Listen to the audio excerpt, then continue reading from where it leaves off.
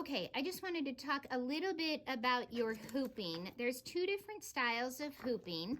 It's using background placement hooping or traditional hooping. So I'm going to show you how to do those both, but I want to reiterate that at the beginning of each of your sections, it tells you which way you're going to hoop it. So you just need to follow the instructions.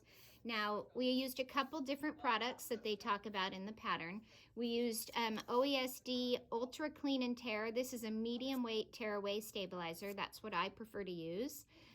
It's heavy enough for heavy stitching and still easy to tear away. And then this shirt tailor interfacing is what we iron to the back of our fabric. So I'll show you that again in a second, but I just wanted to talk about those two products. So for the first style of hooping, it's called traditional hooping. And what you're gonna do, I'll have the camera come over this way. You're gonna take your stabilizer and cut it bigger than the size of your hoop, okay? And then on your fabric, you can put the shirt tailor interfacing on the back of that, okay? Then you're literally just going to place that on your stabilizer, and you can do that using the temporary adhesive.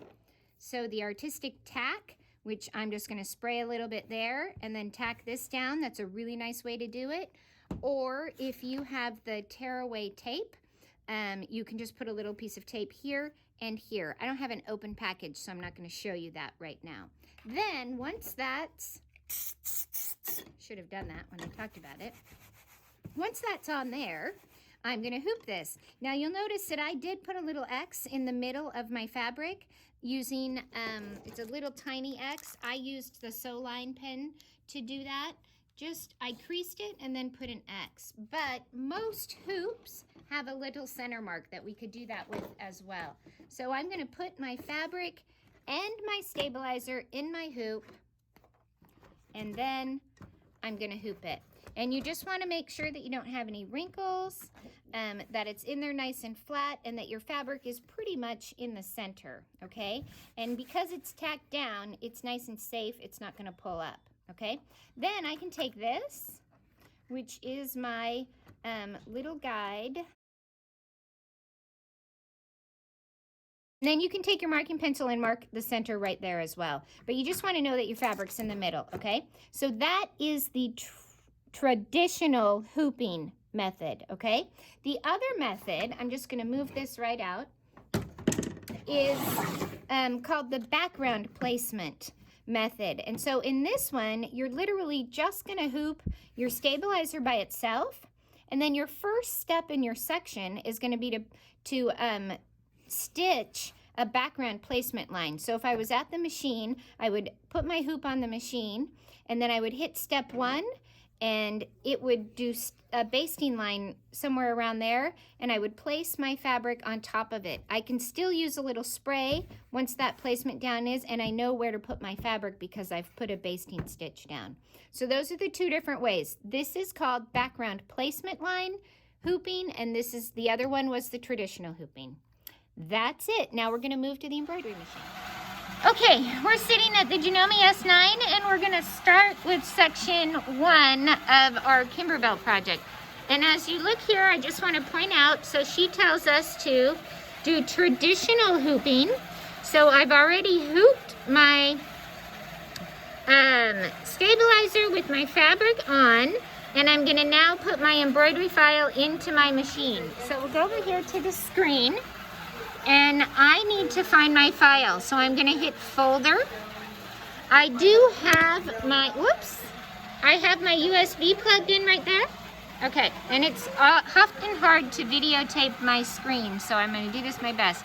And I need to pick the USB here, so I'm going to click right here. I can't see and touch at the same time. There we go. Okay, and now I need to find my file.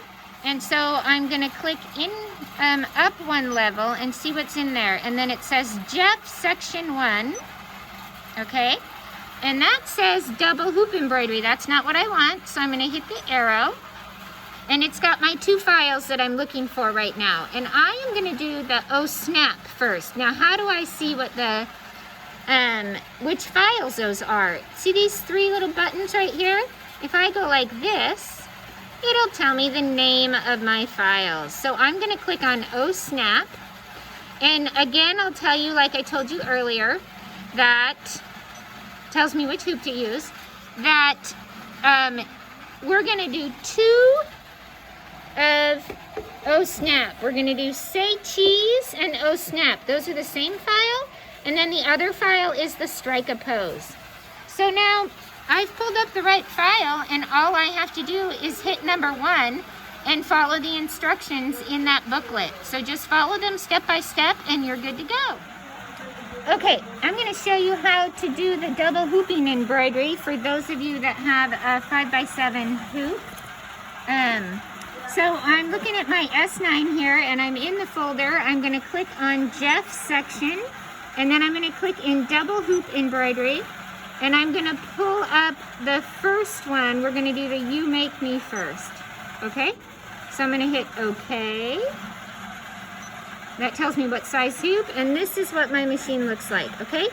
So now I have my stabilizer hooped. It's just stabilizer, and my machine is ready to stitch. So I'm just going to hit go ahead and start, because that's step 1.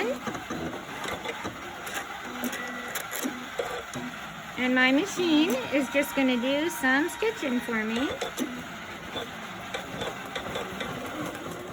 Okay, this is what the embroidery machine stitched, and you see that little pink line right there. That is what my directions, I printed out the directions for double hooping from my computer. So they are talking about that. So I fused the back of my fabric with my SureTailor interfacing, and I've done up to step 3, so it's given me my center part. So now, my block, I need to know where the center of my block is. So I'm going to fold that in half and do a finger press right here. Okay, and then I'm going to take my background fabric, and I am going to line up that center mark right with that pink line where they told me to line up my center mark. And I'm going to make sure it's nice and straight next to this other line right there. So that is what I'm going to do for my first hooping. Now I can tape, or if I have the spray, I can spray. So I'm just going to spray, and then I'll go stitch my first part. I've lined up my fabric, and I lined it up with the registration mark that the machine did for me, and I'm ready to do step 2. So I'm going to go ahead and hit step 2, and it's going to do a basting stitch. Okay, there's my basting stitch the machine just did, and so I'm ready to do my letters, and I did put in black thread and my black bobbin. So I'm on step number 3, and I'm just going to hit start, okay? So I have finished my You Make Me part of this, and now it's time to do the double hooping. So I'm on page 3 of my double hooping instructions, and I'm at step 6. It says to remove the basting. So I'm just going to take my seam ripper and pull this stitching out. Okay, now I am going to take off my excess stabilizer, take it out of the hoop, and remove my stabilizer, because that's what step 5 does. So I'm going to do that, and then that is part 1. And I hooped my stabilizer only, just like that. And then I did step 1, which gave me my placement markings, okay?